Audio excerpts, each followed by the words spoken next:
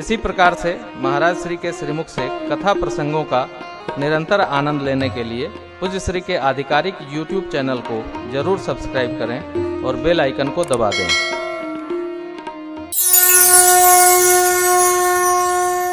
मैंने कई बार कथाओं में इसको निवेदन किया है। आदरणीय प्रदीप सिंह जी मुंबई, उन्होंने शोध किया है। क्या भारत सरकार के पास जो अर्थ रेवेन्यू आता है, उस रेवेन्यू में 56% भागवत प्रजा के द्वारा प्राप्त होता है। जो भगत लोग हैं, अयोध्या, मथुरा, माया, काशी, कांची, अवंतिका, पुरी, द्वारावती, 52 द्वारे, माँ के 12 ज्योतिर्लिंग, भोले बाबा के, पुरियां, तीर्थ, तिरुपति बालाजी सरकार, माँ वैष्णो देवी, ये जितने तीर्थ भगत लोग जाते हैं, कितने भगत? 60 करोड़ सनातनी हैं। 60 करोड़ भारतवर्ष में। और आप जितने लोग बैठे हैं, कोई बैजनाथ धाम जाएगा, कोई वैष्णो माता जाएगा, कोई तिरुपति निश्चित जाता है, कोई दक्षिण की यात्रा करता है मुरुगन स्वामी का। जब हम लोग जाते हैं तो कुछ न कुछ समर्पण राष्ट्र के नाम करते हैं। ट्रेन का टिकट लेते हैं, जहाज का टिकट लेते हैं, और सब में ऐसा कहीं नहीं है जहां टैक्स न हो। 60 करोड़ लोग यदि 100 रुपया प्रदान करते हैं भारत सरकार को, गुणा लगाइए कितना गया? कितना गया? 60 करोड़ गुणे 100 कितना भया? 6000 करोड़। तो हमन का समर्पण राष्ट्र के नाम कमजोर थोड़े बा।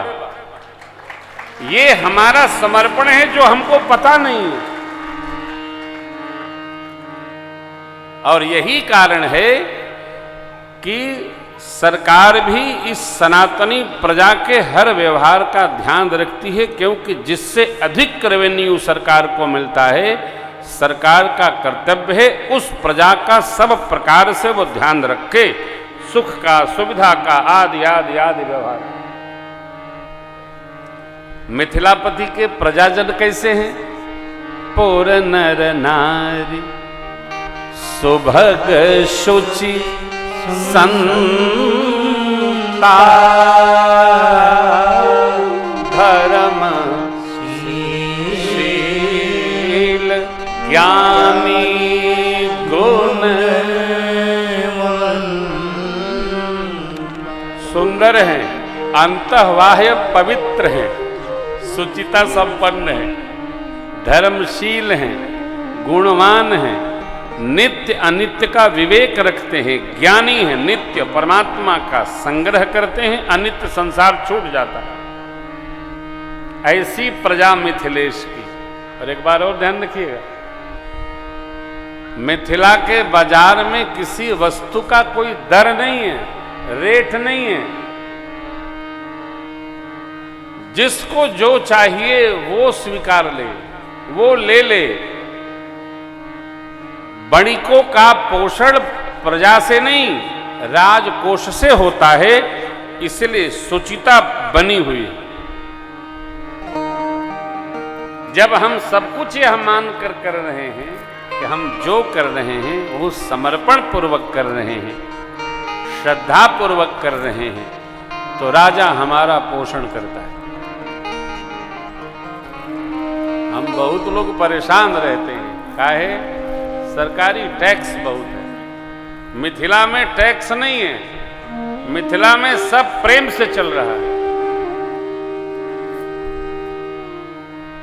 टैक्स क्यों नहीं होगा? टैक्स विकास के लिए होता है। सरकारी खजाने को भरने का माध्यम है टैक्स।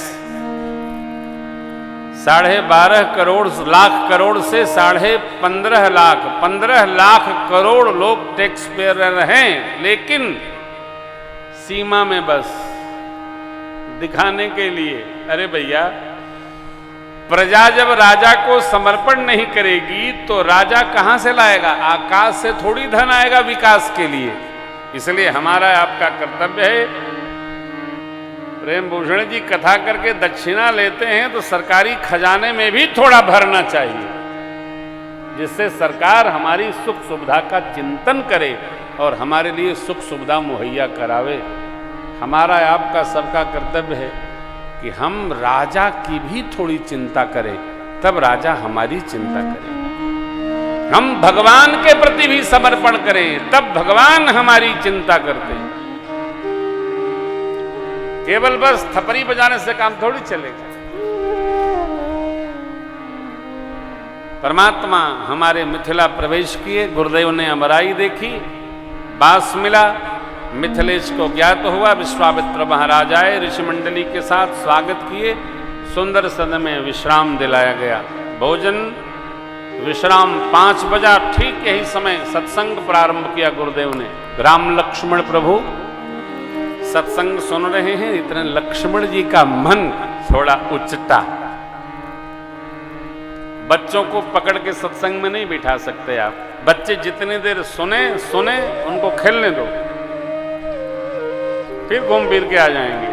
हाँ, बैठा के बच्चे कथा नहीं सुनते, लेकिन वो आधे घंटे में 3 घंटे का समझ जाते हैं, बूझ जाते हैं। छोटे छोटे बच्चे हमारे भजनों को कंठ कर लेते हैं। बड़ों को समझाने में 12 साल लग जाता है, बच्चे एक एक कथा में याद कर लेते हैं। हम राम जी के राम जी हमारे हैं, उनको याद हो जाता है, बड़ों को भजन याद नहीं होते। क्यों?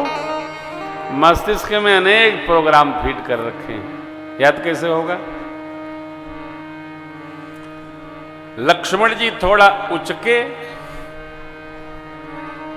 प्रभु समझ गए। राम अनुज मन की गति जानी, भगत बछलता हिय हुलसानी। गुरुदेव से आज्ञा लिए राम जी, सरकार नाथ लखनपुर देखन चहि, प्रभु सको डर प्रगटन कहे।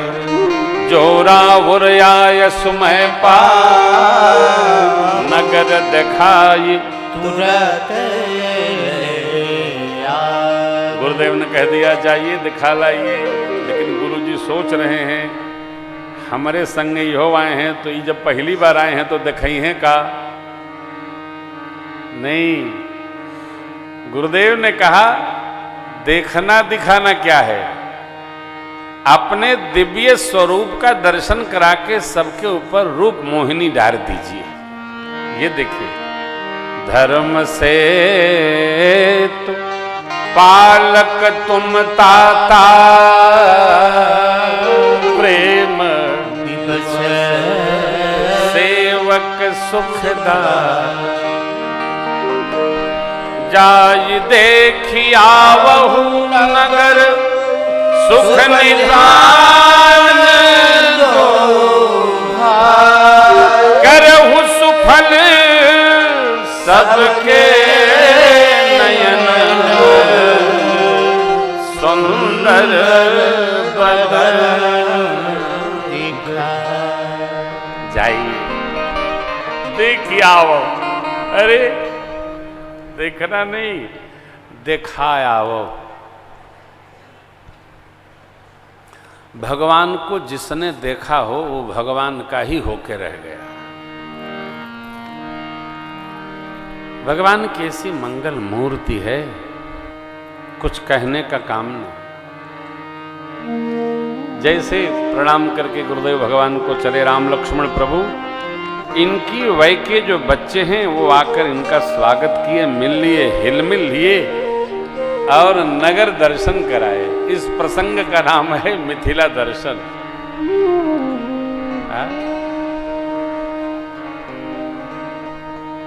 पंक्ति बड़ी मधुर है, देखिए। देखन नगर भूप सोत आए, देखन नगर भूप सोत आए, समाचार पुरवा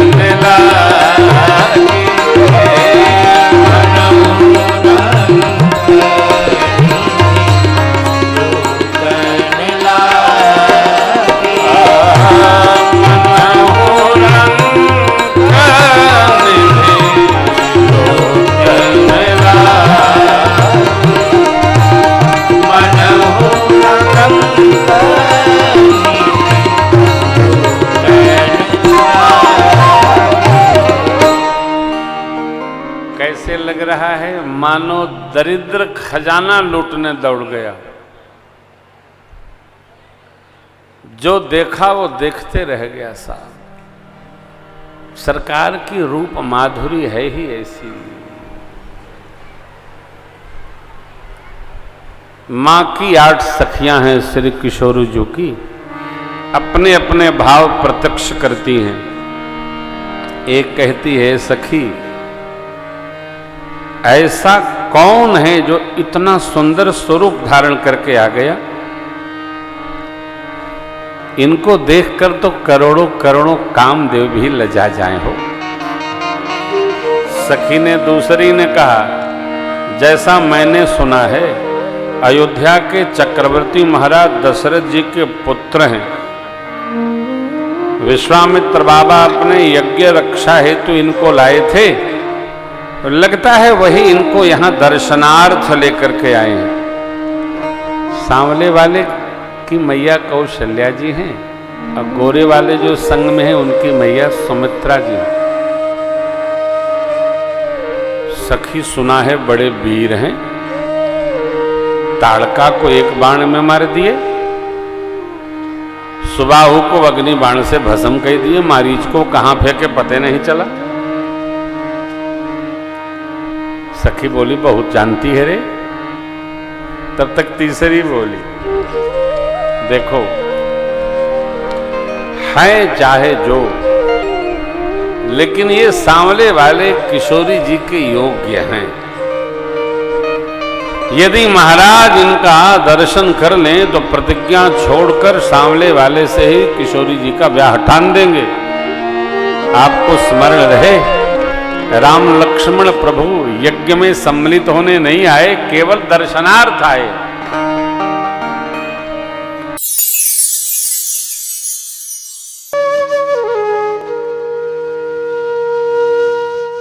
इसी तरह सुनते रहिए, चैनल को सब्सक्राइब करिए, बेल आइकन को दबा दीजिए और पुण्य अर्जन के लिए अपनों में शेयर करिए।